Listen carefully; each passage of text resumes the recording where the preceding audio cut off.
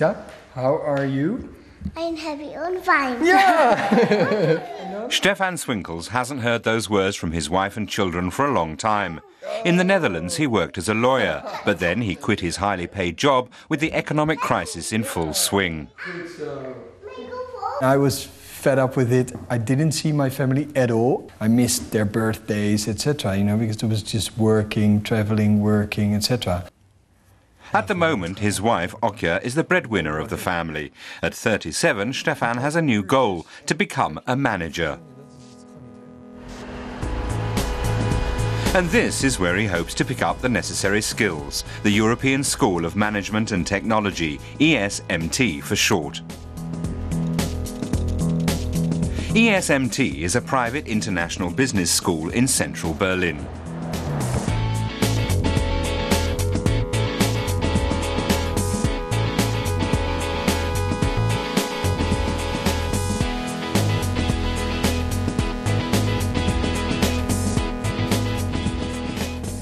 Students from around the world come to the English Language Academy to earn a master's degree in business administration.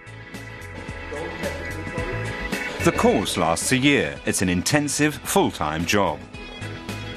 Like Stephan Swinkels, many have given up good jobs to work toward their big dream of becoming a manager. 30-year-old Larissa KRYUCHKOVA from Russia is another example. She used to run marketing for an electricity provider. When you are 30, you are thinking about something, what you have to do in the future, and I'm happy. I'm happy that I reached what I wanted to reach, but still I have so many goals. Paul Soblik from Germany is 28. He's already worked as a business consultant in New York. He says the ESMT is more stressful.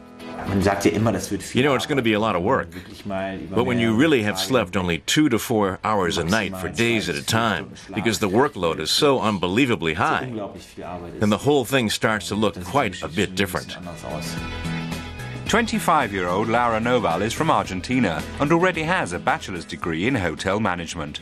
Maybe later on in my life, when I have a family, I'm going to be more concerned about money. But right now what I want is a career that I like, a job that I really enjoy doing. Stephan Swinkels, the former lawyer, wants to continue working hard for his goals.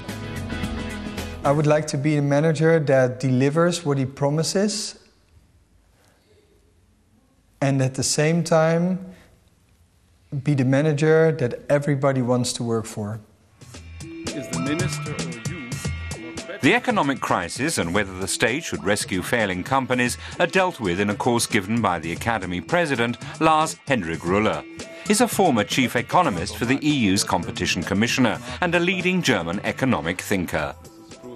All state aid is bad. We should just stop it. You might actually cut muscle by letting firms go belly up. Just because there's unemployment doesn't mean it's a market failure.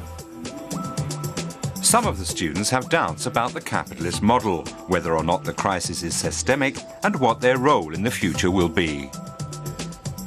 I think we need responsible leadership. That's the theme also we have in our school. Responsible leaders who are fully aware of the implications of their actions beyond their own firm in the economy and the world as a whole. Food for thought. Stephan and Paul discuss the lecture long after it ends and their worries for the future. You might not get your dream job after doing an MBA anymore, which probably a lot of us thought when we first applied. And then it'll also, like, you have to change your standards a little bit, which is, I mean, generally. So in that respect, we're definitely affected by this. Yeah, I agree. The course also offers the opportunity to learn from leaders of industry. René Obermann is only 46 years old, but already in charge of 230,000 people worldwide. The chairman of Deutsche Telekom spares 2 hours for the students. Larissa prepares for the meeting. She's impressed by Obermann's achievements. He started his career as establishing his own telecom company at the age of 23, which is actually much younger than all we here, and still we are dreaming about establishing Some of our students are dreaming about establishing the companies. The head of Deutsche Telekom gives his view of the economic crisis. When everything keeps growing, it's so easy. But the moment things become more mature and more competitive, and you have to invent new things in order to keep the growth alive, and you have to restructure things, you have to start working on the cost side aggressively, that is a big cultural shock for most organizations, including ours. Restructuring, cost-cutting, euphemisms for large-scale job cuts. Larissa asks Obermann a critical question. So, over the last 2 years, Deutsche Telekom has actually cut more than 20,000 jobs, and our question is, how did you deal with the tensions that this creates within the company? Well, it was much more than that, actually. We deconsolidated about 17,000 last year alone, altogether more than 30,000 in the last 2 years. Obermann takes the question in his stride. He says economic conditions left him with no other choice. The debate continues, behind closed doors. After he took over the helm at Deutsche Telekom, he had a very, very tough time. He messed up his private life. He had no sleep at all for nights and nights, and worried a lot. And he admitted that. I thought it's extremely powerful to admit these weaknesses.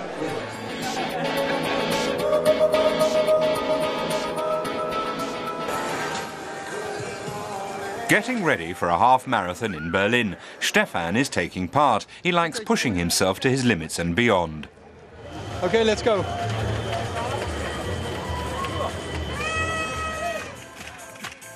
In the next part of the series, we'll show you how Stephan performs. How Larissa and Laura test their entrepreneurial skills against Paul and Stephan. And Larissa's experience with German Chancellor Angela Merkel.